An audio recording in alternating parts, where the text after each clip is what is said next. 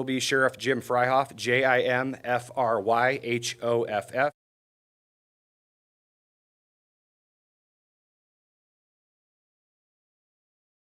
ARIS.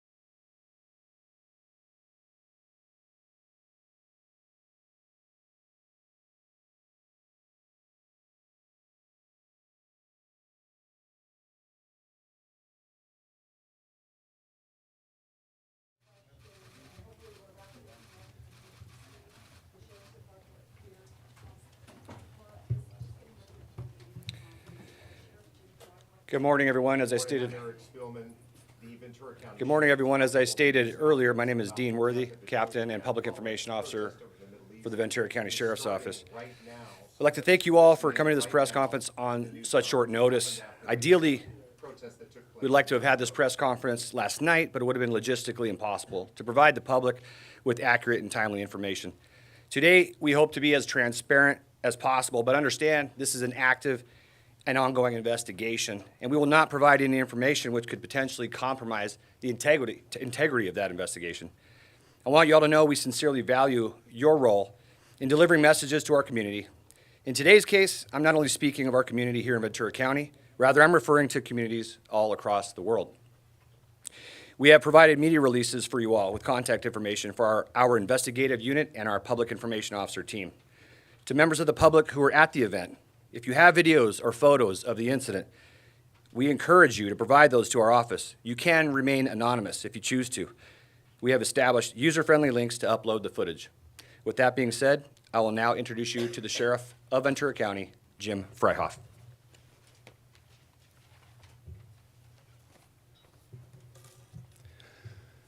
Good morning, everyone, and thank you for being here. This morning, as your Sheriff of Ventura County, is with a heavy heart that I stand before you here today to address this tragic incident that has occurred in our community. I want to express my deepest condolences to the family and friends of the victim who lost his life in this unfortunate event. Our thoughts and prayers are with them during this very difficult time. As law enforcement officers, our primary duty is to protect and serve the community. We take this responsibility very seriously, and we are committed to investigating this matter to the fullest and finding out what exactly occurred. We're working tirelessly to gather all the facts and evidence related to this incident. And we will do everything in our power, using every resource we have at our disposal to make sense of this incident. And if criminal wrongdoing is discovered, to bring the person or persons responsible to justice. I would like to thank the members of the media for being here today. Your role in keeping the community informed is critical. We appreciate your cooperation and support during this difficult time. We will do our best to provide you with an accurate and timely information and updates as they become available. I will now tell you what we know, and keep in mind this investigation is ongoing and fluid. So I will refrain from providing conjecture. I will state the facts as we know them at this point in time. On November 5th, 2023, at approximately 3:20 in the evening, the Sheriff's Communication Center received multiple calls regarding a possible assault in an unconscious male who was bleeding at the intersection of Thousand Oaks Boulevard and Westlake Boulevard in the city of Thousand Oaks. The callers advised the incident was related to a rally or demonstration that was occurring at the location. Flyers distributed on social media indicated a demonstration for Freedom for Palestine protest, and the counter-protest was led by We Are Pro-Israel. There were an estimated 75 to 100 people at the demonstration between both groups.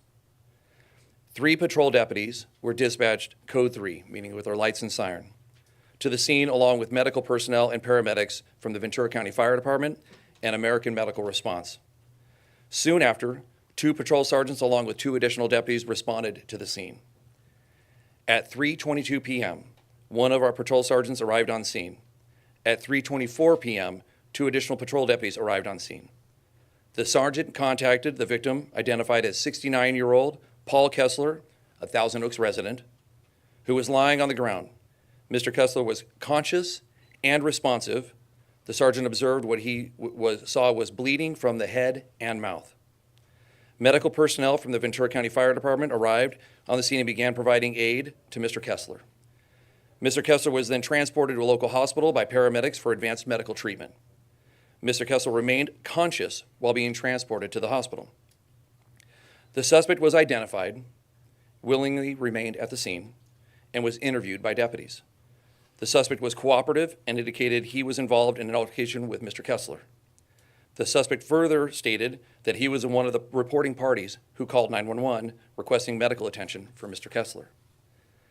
Several witnesses were contacted at the northwest corner of the intersection where the Shell gas station is located, and they were interviewed. These witnesses providing conflicting statements about what the altercation and who the aggressor was. Some of the witnesses were pro-Palestine, while others were pro-Israel.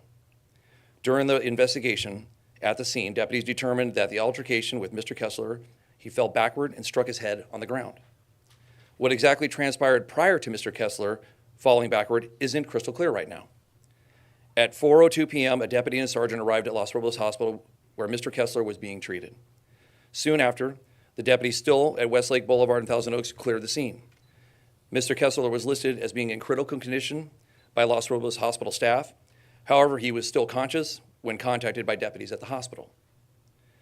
At 5:32 p.m., the deputies at the hospital cleared the call and documented the incident pending follow-up investigation by detectives from the Thousand Oaks Police Department.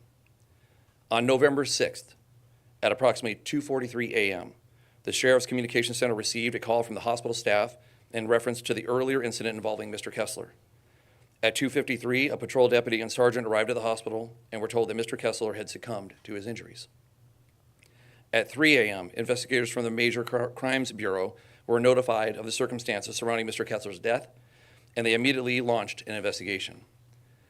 The Ventura County Medical Examiner's Office was also notified and sent an investigator to the hospital. Mr. Kessler's body was later transported to the Ventura County Medical Examiner's Office, where a subsequent autopsy was performed. I will defer any comments regarding the autopsy results to Chief Medical Examiner for the Ventura County Medical Examiner's Office, Dr. Young, who will provide a statement shortly. Yesterday afternoon, detectives obtained a search warrant for the suspect and the suspect's residence. At 4:58 p.m., detectives conducted a traffic stop on the vehicle driven by the suspect in the city of Simi Valley. The suspect was detained and until the completion of the search warrant, and he was released at 6:15 p.m. During the detention of the suspect, detectives executed a search warrant at the suspect's residence in the city of Moorpark. I cannot comment on the results of that search warrant as the investigation is ongoing. Investigators have not ruled out the possibility of a hate crime, and this is being investigated as a homicide. Investigators from the Sheriff's Major Crimes Bureau and the Thousand Oaks Investigations Bureau are committed to continuing to locate and interview witnesses to the event or individuals who are present or nearby that might have helpful information to provide. It is our understanding that Mr. Kessler, a U.S. citizen who practices the Jewish faith, was at the event supporting Israel. The suspect in this case is a 50-year-old who resides in Moorpark and was at the intersection advocating for Palestine. We understand that the war in Israel and Gaza has led to an increase in hateful and threatening rhetoric, and we want to assure the Muslim and Jewish communities that we stand with them both during this difficult time. The Ventura County Sheriff's Office remains committed to protecting the rights and safety of all members of our community, regardless of their race, religion, or ethnicity. To this end, we have increased patrols around mosques and our Muslim community centers and Jewish houses of worship. We also work closely with our religious leaders in our community to provide support and assistance as needed. The Ventura County Sheriff's Office and law enforcement in general play a critical role in preserving people's fundamental right to peaceably assemble and in facilitating demonstrators' safety and security as they exercise their First Amendment rights.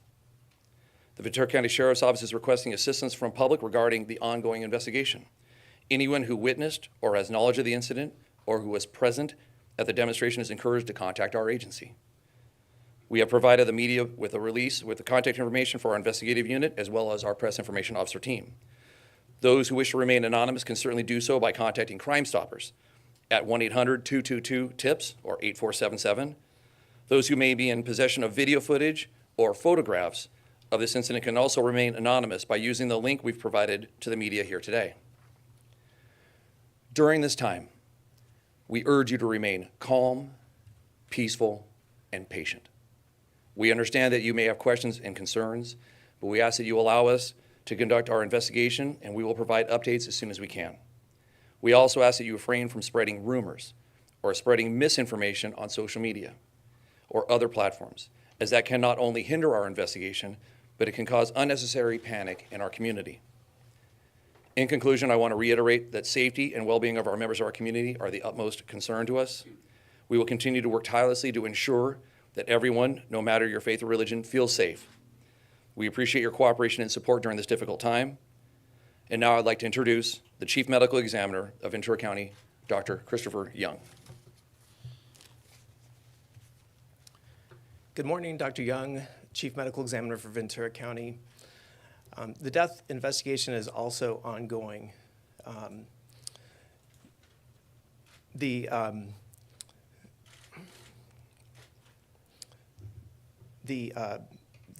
death of this 69-year-old Paul Kessler was admitted to Los Robles Regional Medical Center on November 5th at 15:53 hours. Diagnostic studies at the hospital included a CT scan, which demonstrated intracranial injuries, which included swelling of the brain and hemorrhage surrounding the brain. Mr. Kessler's condition continued to deteriorate, and death was pronounced on November 6th at 1:10 a.m. An autopsy was performed on the morning of November 6th. The autopsy demonstrated non-lethal injuries to the left side of Mr. Kessler's face. Additional injuries included injury to the back of the head. These injuries are consistent with and typical of injuries sustained from a fall. Internal injuries also were consistent with a fall, which included skull fractures, swelling of the brain, and bruising to the brain. The cause of death has been certified as blunt force head trauma. The manner of death is homicide. The manner of death is a medical legal determination. A manner of death of homicide does not indicate that a crime has been committed. This is a determination that is made by the district attorney's office. When a manner of death of homicide is made, it's simply stating that the death occurred at the hands of another person, or the actions of another person contributed to the death of the person. Our hearts and our thoughts are with every individual affected by this tragic event. Thank you. Now, at this time, we will entertain questions, understanding that I'm very limited on what I can discuss based on the investigation itself. Are you giving the name of the suspect, by the way? No. Okay, why Has is the that? suspect been booked for any crime at all? So, the suspect has not been arrested. No arrests have been made related to this incident, and the suspect has not been identified publicly. Sheriff, you mentioned that you want information, you want photos and videos from members of the public. It's important, if we're going to determine a hate crime occurred here, what interactions occurred between Mr. Kessler and the suspect. Can you tell us anything about what witnesses have told you about that interaction? I can just tell you that the information we're getting is conflicting with one another. There was clearly an interaction between the two, but what that level of interaction is still unclear. That's why we're asking for any video footage that we can have. The one camera angle that I think you have all seen that's from the Shell station is unfortunately blocked by the message board indicating gas prices, and so we cannot see that from that angle. So we're hoping that somebody has video that can help shed some light on what occurred leading up to Mr. Kessler falling, hitting his head. Hang on one second, follow-up question, go ahead.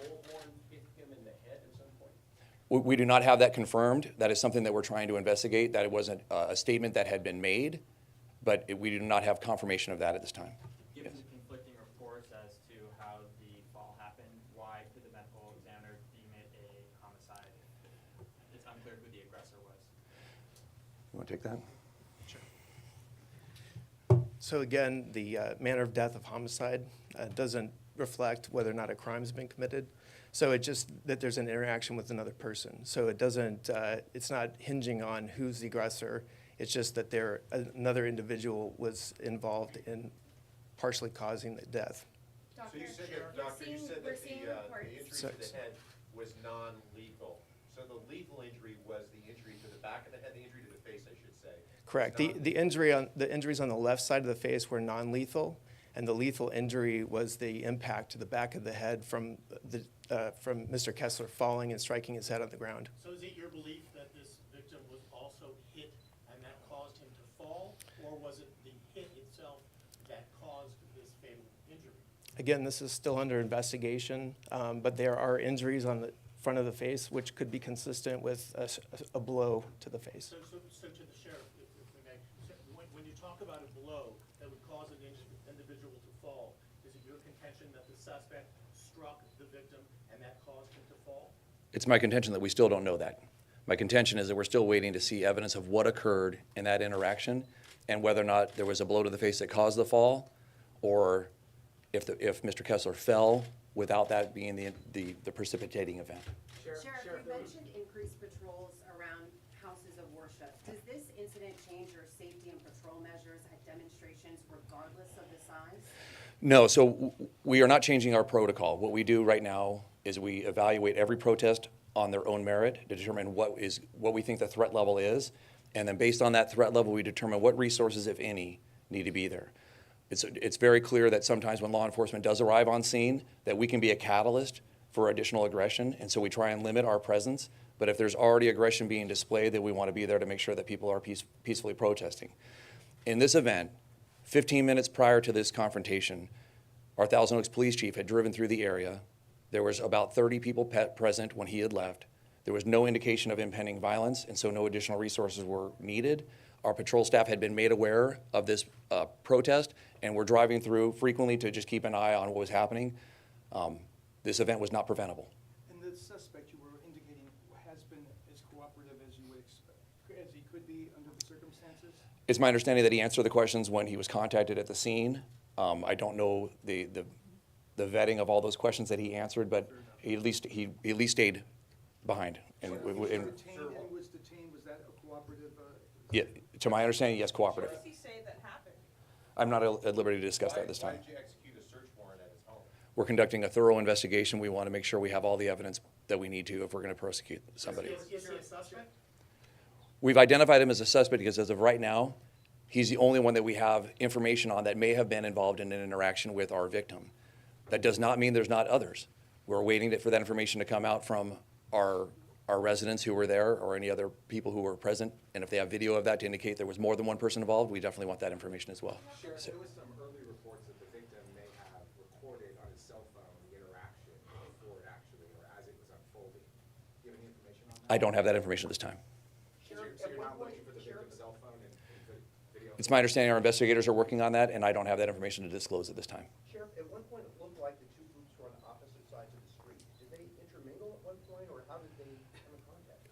To be honest, I don't know that information either. I don't know if was one corner or two corners that were occupied by one group, or if they were all commingled the entire time. We don't have that information. Can you talk a little bit about what that corner had been like, or if there have been previous rallies or demonstrations there, and just give a little bit of color about what that's been like either the past few weeks and previously? Because from what I understand, that was a place where there have been some Trump rallies and other sorts of political demonstrations. Yeah, because of the volume of traffic that's at that intersection, it tends to be a fairly popular intersection to have protests of any number of things. For this conflict that we're facing right now, there had been 3 prior events at this location in Thousand Oaks, 2 at the location.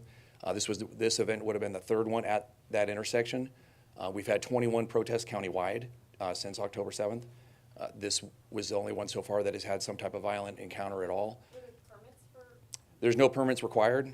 This is a First Amendment protected activity, and oftentimes our protesters use the crosswalk to make their voices heard and be seen. And so when you ask about if they're intermingling between sides, they're using their crosswalk to be seen, and so that interaction is likely to occur. Sheriff, at any point did you recover a megaphone from this suspect? Do we recover what? A megaphone? Oh, Bullhorn? I don't have information on that. I apologize. Are there any priors on the suspect? I'm not at liberty to discuss it this time.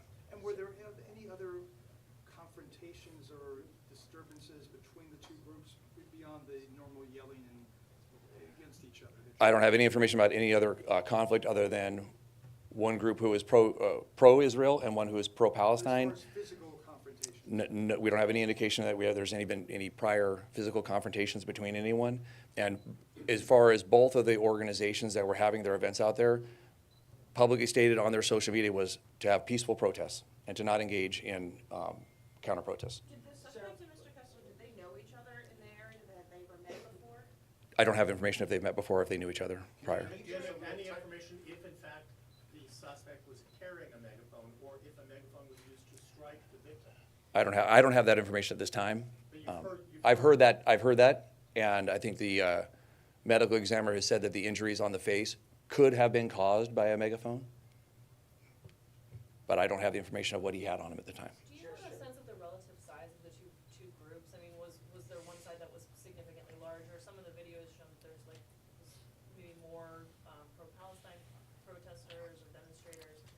I don't have that information, I apologize. Sheriff, how much information was the victim able to share with you from the hospital? I'm not at liberty to discuss that part of the investigation at this time. Was he able to walk you through what happened and give you some? I don't have that information this time. All right, we'll take 2 more questions, and then we're going to wrap. 2 more questions. Sheriff, do you have any information on who instigated the altercation? No, we do not. Sheriff, you mentioned that. Last question. That you allocate resources based on an assessment of the threat level. Had you made an assessment prior to this, and how is that assessed? Yeah, so this assessment was done. We reviewed it, and like I said, everything on social media was this was going to be a peaceful protest, even though we were going to have opposing sides, but we had not had any issues previously. There wasn't any indication that this was anything more than that. So our presence was simply having our patrol officers drive by and monitoring it. And like I said, our chief had drove by because he was aware of it as well, just to make sure that it wasn't turning into something that required more attention. Thank you all for coming. Appreciate you.